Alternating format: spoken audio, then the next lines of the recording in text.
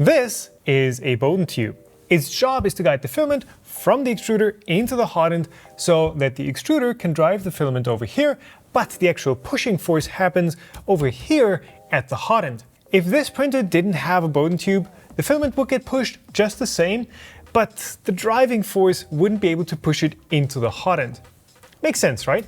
But not every 3D printer is a Bowden system. In fact, this guy isn't, but I'm gonna argue that it's still going to profit from adding a Bowden tube, a reverse Bowden of sorts.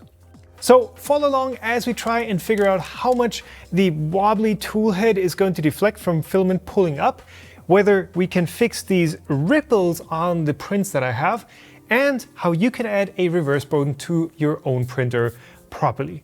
Right after a message from today's sponsor, Anker.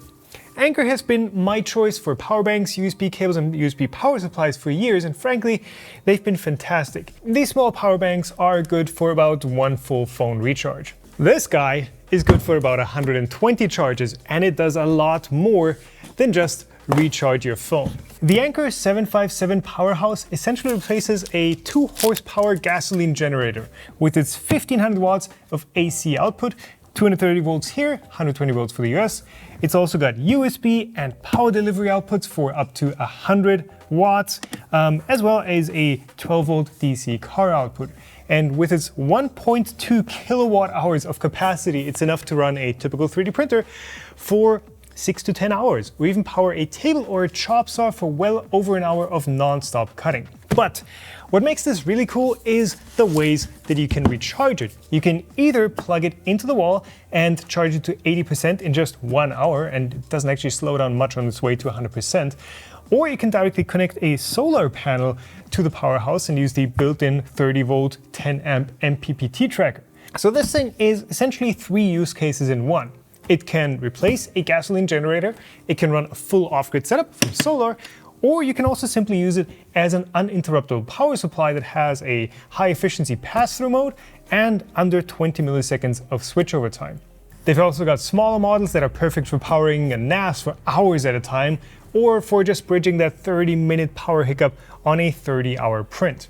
The Anker Powerhouse comes with a 5-year warranty and uses safe and long-lasting LFP batteries that are rated for 3000 full charge cycles until they start losing noticeable amounts of capacity. I really like how versatile the Anker 757 Powerhouse is, and if you think you could make use of it in whatever way fits your use case, you can check it out at the links below. To understand what's going on here, we need to start with a bit of physics. Every action has an equal and opposite reaction.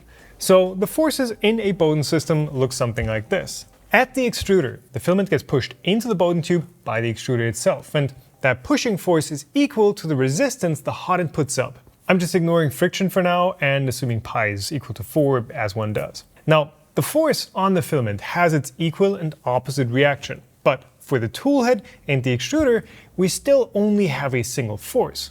Basically, like pushing down filament into the hot end by hand. For that force to find an opposite reaction, it would need to travel all the way through the printer's frame, applying forces to everything in that path, and since all those parts aren't infinitely rigid either, this one's actually quite a bit more rigid than the Prusa, but they're still gonna flex.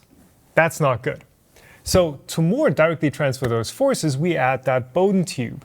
Since the tube is fixed at both ends, it can apply a counterforce both on the side of the hot end and for the side of the extruder as well. So for each of the systems of just the tool head, just the tube, or just the extruder, as well as for the entire printer system as a unit, all the forces cancel each other out closely to each other, and we don't have to worry about any forces having to travel through the motion system and flexing it out of shape, which of course would be somewhat bad for print quality. But with a direct drive printer, the situation is a little different, as all those parts that generate forces of some kind are now one single unit contained in a plastic or metal shell. So the force of the filament pushing into the hot end is immediately transferred back through the toolhead body. But there still is an externality which we ignored before, and that is the filament itself on its way from the spool. I mean, you've surely watched the filament drag on the toolhead as it's getting pulled in, or as the toolhead moves around. This is a non-zero force on the toolet that needs to be transferred all the way through the motion system up to the spool mount on top of the frame in this case. So to quantify how much of a difference that drag force from the filament actually makes, I tried to measure its effects. It's of course super hard to measure how much the toolet is flexing when it yanks on the filament like that, obviously, because everything's moving. But I can measure pretty easily how much it moves from the drag that the filament puts up as it's being pulled in. Mag base, magic arm, and a genuine Miloloyo test indicator. Not to be confused at all with the Japanese brand Mitutoyo. I'm putting the feeler right up against the hot end and nothing. There's just no movement at all. Which is surprising considering that he can flop the Prusa's toolhead around quite easily by hand, and even just slightly tugging on the filament, there is a visible change in the nozzle's position from that. But it really seems that the filament actually unspools easily enough to not cause issues here. And a quick test print confirms this. The pattern I thought the Reverse Bowden would fix is just as visible or invisible as before, depending on the lighting. Thankfully, adding a Reverse Bowden isn't hard at all, and it's not a permanent mod, and it does come with some other advantages that allow you to use other spool positions than the one on top of the machine, as we have with the Prusa here. So all I needed to add a Reverse Bowden to my machine are these two tiny printed parts and a piece of 4mm OD, 2mm ID Teflon tube, which is the same as the Bowden tube that's commonly used for 1.75mm filament. The first piece snaps over the extruder cover, the second one screws onto one of the Z-rod top clamp screws with a longer M3 screw and a nut, and the Reverse Bowden just runs between those two. Mine is maybe a little too long even. I mean, I guess we could shorten this, right? Yeah, that's probably better. Overall, a Reverse Bowden is much more forgiving in how you install it than a real Bowden. Regular Bowden printers have the Teflon tube under constant tension as they push the filament through. So it always wants to pull out of either end that it is mounted to, hence these, grippy connectors. But a Reverse Bowden tube is under slight compression, so it will naturally want to push itself further into either end that it's mounted to, so you can use pretty loosely fitting couplers. There are two use cases that this enables. First, printing out of a dry box. This is an iBoss box that they sent me a while ago, and I've been using it for drying and printing PETG and other moisture-sensitive materials in a controlled environment. And because the filament exit for that is either out the front or out the top, which really isn't great for feeding into a moving extruder, and that would just call for trouble. When the spool is off to the side like this and the filament tightens up at the wrong time, it is super easy to lose steps on the x-axis when it tries to do a quick move and suddenly has the whole filament spool dragging on it. You can kind of work around this by routing the filament over top of the printer, but then you're adding extra drag spots and you're again pushing against the frame. Somehow you're adding external forces, which again can cause some deflection. So either use this sort of integrated Reverse Bowden and then add another bit of tube from the fixed point to the dry box, or go straight from the extruder into the dry box with a single piece of tube. Here's a pro tip.